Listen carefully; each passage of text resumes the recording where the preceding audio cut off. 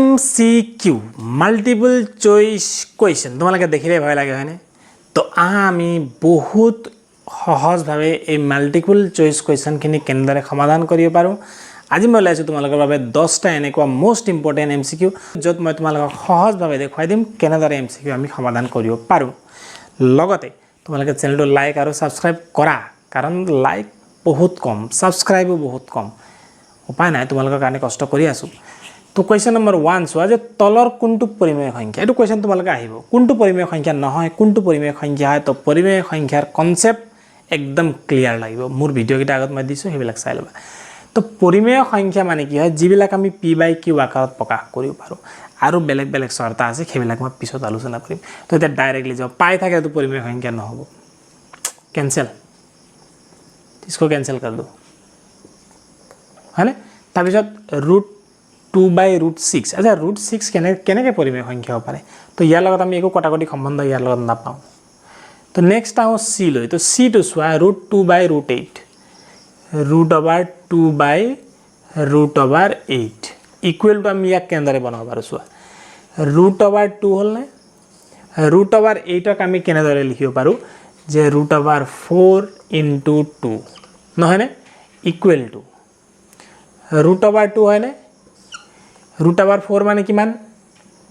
2 into √2 নাই হয় নে তো √2 कैंसिल মানে এবাৰ গল √2 তো 1 বাই কিমান পালো 2 এটা তোমালোকে জানা যে 1/2 এটা পৰিমেয় সংখ্যা হয় গতিকে আমাৰ শুদ্ধ উত্তৰটো হৈছে c √2/√8 এতিয়া √3 আমি ইয়াৰ লগত একো কটাকটি কৰিব নোৱাৰো বা ইয়াৰ পৰা p/q আকাৰলৈ নিব নোৱাৰো গতিকে যেতিয়া তোমালোকে পৰিমেয় আৰু অপৰিমেয়ৰ মাজত কুৱেশ্যনটো দিব তেতিয়া তোমালোকে চাবা যে একেবাৰে সাধাৰণভাৱে p/q আকাৰত কেনেদৰে নিব পাৰো হেতু চাই লবা তাৰ পৰা আমি উত্তৰটো পাম এটা কুৱেশ্যন নম্বৰ 2 সোৱা এটা বহুত ইম্পৰ্টেন্ট কুৱেশ্যন সোৱা এটো মেট্ৰিকতো আহে বাৰে বাৰে তোমালোকৰ টেষ্ট পৰীক্ষাটো আহে হাফ ইয়াৰলিটো আহে লাষ্টলি একদম এটো কুৱেশ্যন দেখিলেই তোমালোকে একদম ইজি বনাই দিম সোৱা মুখস্থ মনত থাকি যাবে তো √18 স্কয়াৰ আৰু 19 স্কয়াৰৰ মাজত থকা স্বাভাৱিক সংখ্যা ওলোৱা তো 18 ঠাইত আকৌ 90 20 থাকিব পাৰে 17 16 থাকিব পাৰে মই কনসেপ্টৰ ওপৰত গৈ আছো এইটো কুৱেশ্যনৰ উত্তৰ তোমালোকে জানিব পাৰা 36 বুলি হয়নে তো জানিব পাৰা 36 বুলি কিন্তু আমি উলিয়াইছো কেনেকে সো এটা ফৰ্মুলা আছে টুৱাইস n ফৰ্মুলাটো তোমালোকৰ মনত একদম থৈ দিয়া মনৰ সাইডত কাখত থৈ দিয়া যে টুৱাইস n কি হয় সোৱা तो 18 ক তোমালোকে n বুলি ভাবি লোৱা 18 কি হয় n হয় सपोज 18 মানে হৈছে n তো n স্কয়াৰ মানে 18 স্কয়াৰ হ'ব তো ইয়াক কৰিছো মই n স্কয়াৰ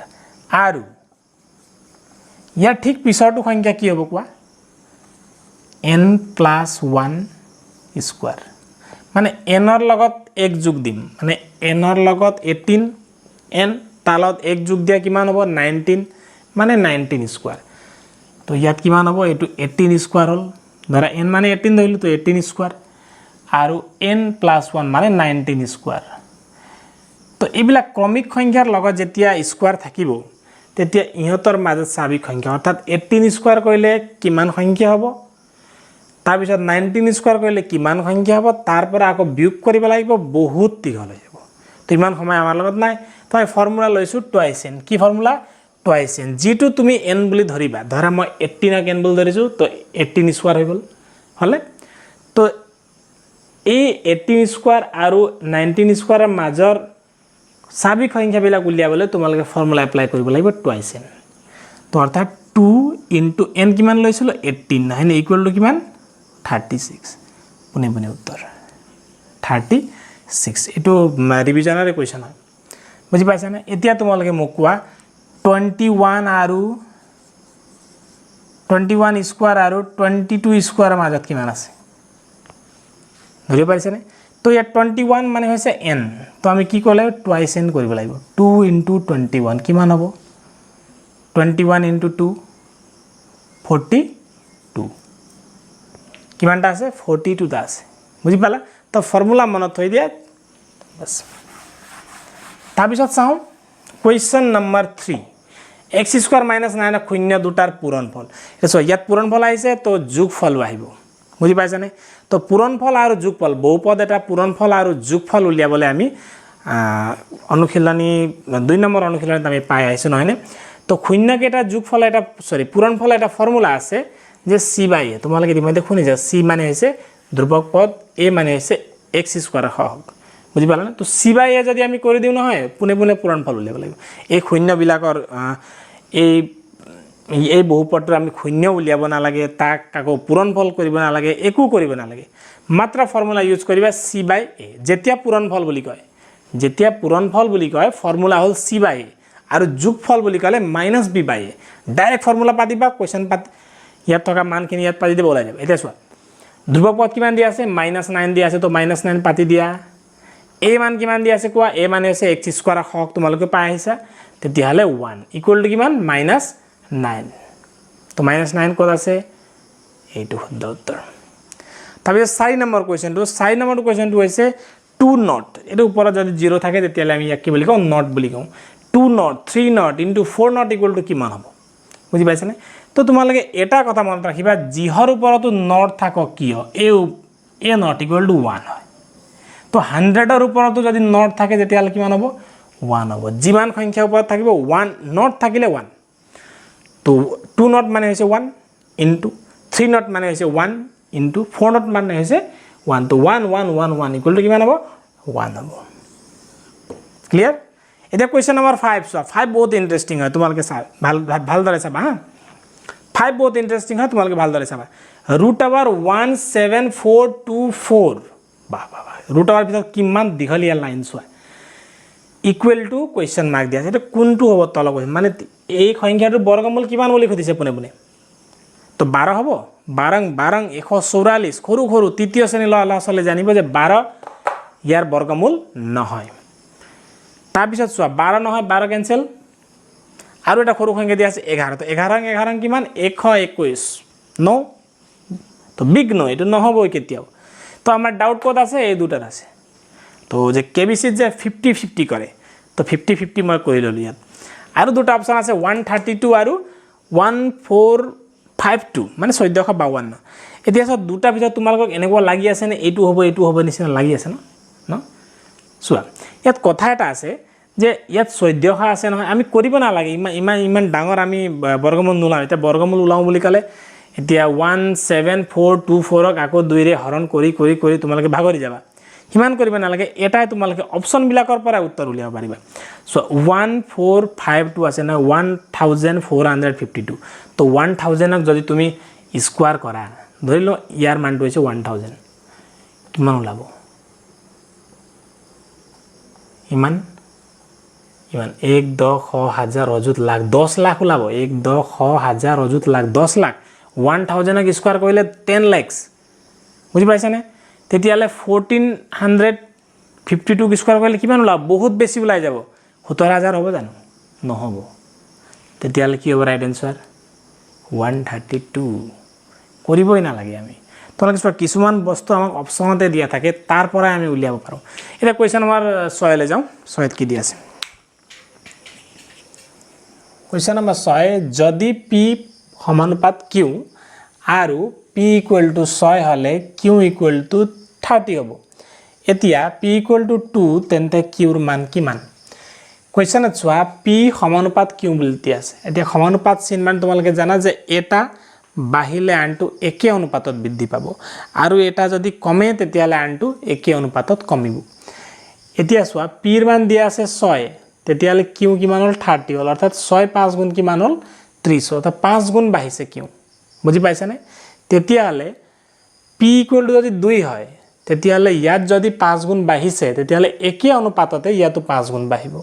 তেতিয়ালে q কিমান হ'ব 2 5 গুণ 10 হ'ব শুদ্ধ উত্তৰটো হৈছে C10 হলে এটা কোৱেশ্চন নম্বৰ 7 চোৱা যদি n এটা স্বাভাৱিক সংখ্যা তেন্তে n স্কয়াৰ আৰু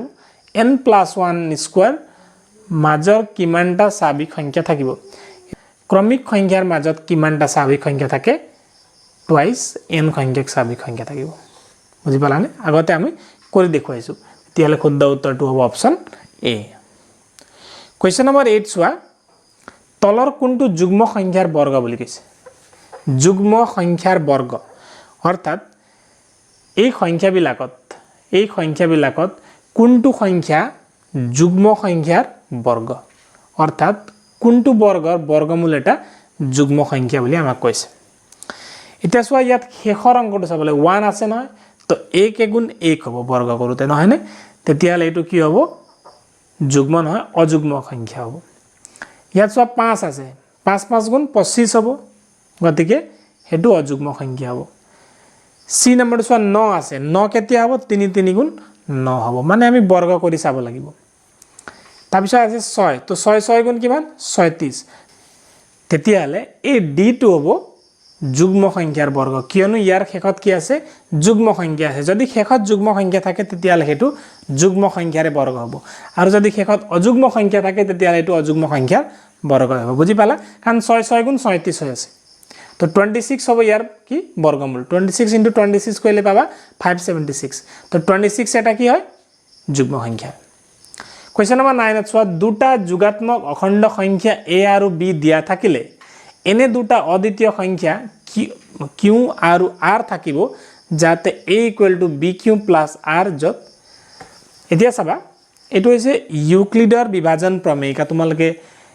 লেসন 1 ত পাইছা তো লেসন 1 ৰ পৰা এটো এমসিকিউ বহুত কমন এমসিকিউ হয় এতিয়া a মানে কি হয় a মানে হৈছে ভাজ্য আমি জানো a মানে ভাজ্য b মানে কি হয় ভাজক ভাজক পূরণ q মানে কি হয় ভাগফল প্লাস r মানে হৈছে ভাগশেষ বা বাকি বুলি ক'ব পাৰা ভাগশেষ বা বাকি এটা তোমালোকে এটা কথা মন কৰিবা যে আমাক ইয়াত কিছুমান অপচন বিলাক দিছে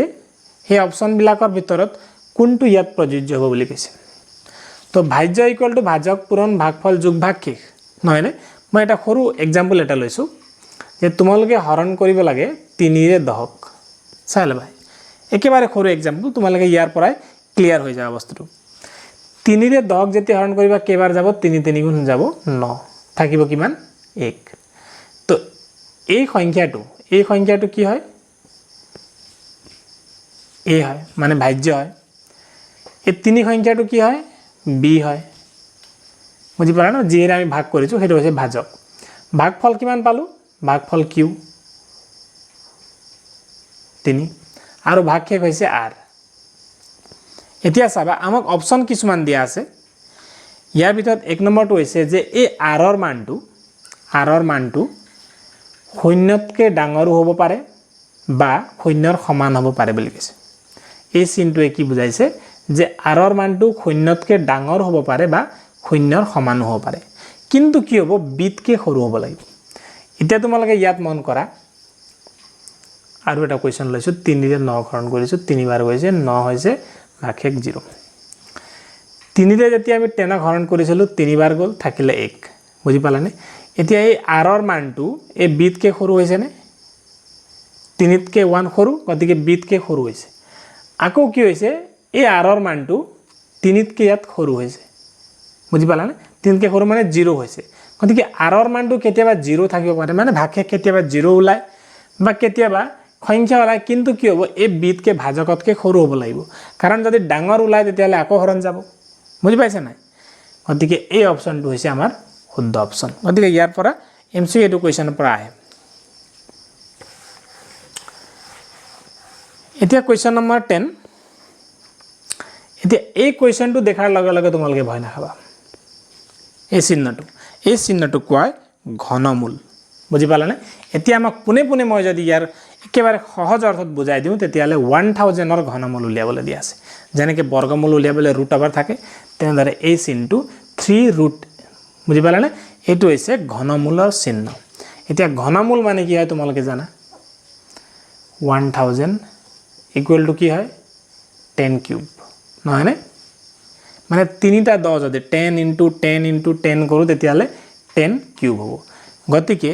এই চিহ্ন মানে 1000 ৰ ঘনমূল কিমান হ'ব বুলি কৈছে কিমান হ'ব 10 হ'ব আৰু এক প্ৰকাৰে আমি ইয়াক চাব পাৰো এতিয়া চোৱা ইয়াক আমি কেনেদৰে লিখিব পাৰো 10 কিউব বুলি লিখিব পাৰো নে এতিয়া এই চিহ্নত যেটো আছে ইয়াক আমি লিখিম এনেদৰে বুজি পালানে এতিয়া ৰুট অভাৰৰ ভিতৰত যিটো সংখ্যা আছে 1000 সেইটো হৈছে 10 কিউব ইনটু এই চিহ্নটোক আমি এনেদৰে লিখিব পাৰোঁ তো 3 3 যাব ইকুৱেল টু কিমান থাকিব 10 বা ইয়াক সহজভাৱে বুজিবলৈ হ'লে 1000ৰ ঘনমূল আমাক নিৰ্ণয় কৰিব দিছে সেইটো হৈছে 10 এতিয়া তোমালোকক যদি এনেদৰে দিয়া থাকে সাপোজ এটো দিয়া থাকে তেতিয়াহ'লে কিমান কৰিবা 8ৰ ঘনমূল উলিয়াবলৈ দিছে 8ৰ ঘনমূল কিমান হ'ব 2 হ'ব কাৰণ 2 পূৰণ 2 কৰিলে কিমান 2 2 4 4 2 8 বুজি পালানে তো ঘনমূল কিমান হ'ব 2 হ'ব তো এনেকৈ উলিয়াব লাগিব